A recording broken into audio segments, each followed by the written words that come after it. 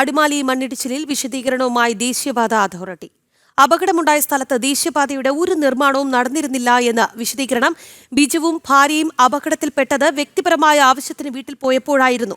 മണ്ണിടിച്ചിൽ സാധ്യതയുള്ള സ്ഥലങ്ങളിൽ നിന്ന് ആളുകളെ മാറ്റിപ്പാർപ്പിക്കണമെന്ന നിർദ്ദേശം നൽകിയിരുന്നു. വിവരങ്ങളുമായി സുബിൻ തോമസ് ചേരുന്നുണ്ട്, നമ്മുടെ പ്രതിനിധി. സുബിൻ, അദ്ദേഹത്തിന്റെ സംസ്കാര ചടങ്ങുകൾ എപ്പോഴാണ്?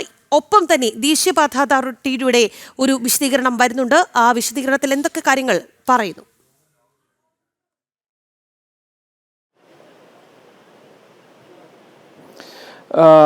അടിമാലിക്ക് സമീപമുണ്ടായ മണ്ണിടിച്ചിലിൽ മരണപ്പെട്ട ബിജുവിൻ്റെ മൃതദേഹം നിലവിൽ പോസ്റ്റ്മോർട്ടം നടപടിക്ക് ശേഷം വീട്ടിലെത്തിച്ചിട്ടുണ്ട്. വീട്ടിൽ നിലവിൽ ഇപ്പോൾ പൊതുദർശനം തുടരുകയാണ്. വൈകുന്നേരം 3 മണിയോടുകൂടി ഈ സംസ്കാര ചടങ്ങുകൾ ആരംഭിക്കും എന്നുള്ളതാണ് നിലവിലിപ്പോൾ ബന്ധുക്കൾ നമുക്ക് നൽകിയിരിക്കുന്ന വിവരം.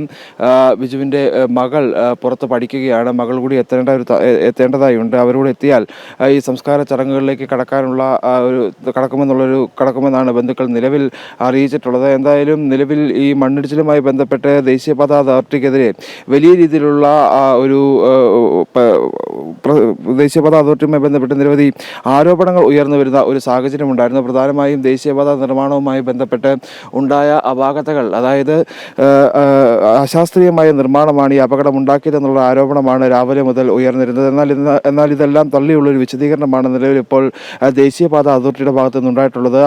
അപകടമുണ്ടായ സ്ഥലത്ത് ദേശീയപാതയുടെ നിർമ്മാണവുമായി ബന്ധപ്പെട്ട് യാതൊരുവിധ നിർമ്മാണ പ്രവർത്തനങ്ങളും നടന്നിരുന്നില്ല എന്നുള്ളൊരു വിശദീകരണമാണ് ദേശീയപാത അതോറിറ്റിയുടെ ഭാഗത്തു നിന്ന് ഉണ്ടായിട്ടുള്ളത്.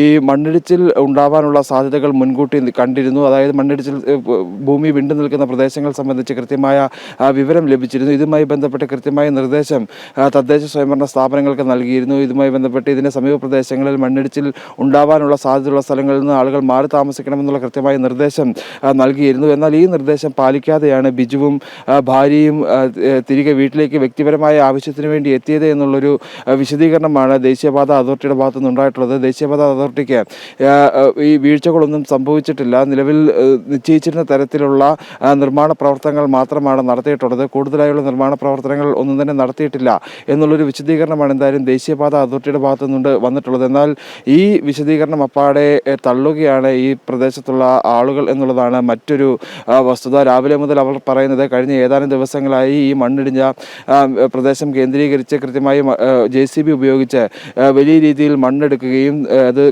ചെങ്കുത്തായി തൂക്കായി ആ മണ്ണെടുത്ത് മാറ്റുകയും ചെയ്യുന്നൊരു സാഹചര്യം ഉണ്ടായിരുന്നു. ഇതുമായി ബന്ധപ്പെട്ട് നിരവധി തവണ അത്തരത്തിൽ മണ്ണെടുക്കരുത് എന്നിവർ പറഞ്ഞപ്പോഴും അതൊന്നും ഗവനിക്കാതെ മണ്ണെടുത്തതാണ് ഇത്തരത്തിൽ അപകടമുണ്ടാക്കിയത് എന്നുള്ളൊരു വിശദീകരണമാണ് അപകടമുണ്ടാക്കിയതെന്നാണ് എന്തായാലും നാട്ടുകാർ ആരോപിക്കുന്നത്. ഈ ഒരു മണ്ണിടിച്ചിലുമായി ബന്ധപ്പെട്ട് ഇന്നലെ ഈ 22 കുടുംബങ്ങളെ ഇവിടുന്ന് മാറ്റിപ്പാർപ്പിച്ചിരുന്നു. അതുകൊണ്ട് തന്നെ ഒരു വലിയ അപകടം ഒഴിവായി എന്ന് തന്നെ പറയാം.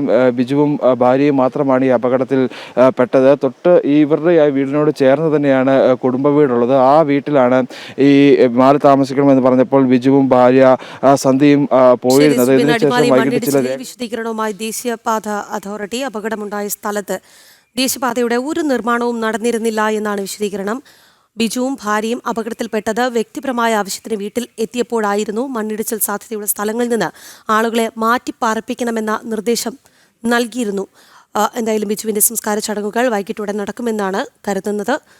സുബിൻ തോമസ് ആണ് വാർത്തയുടെ വിശദാംശങ്ങൾ നൽകിയത്.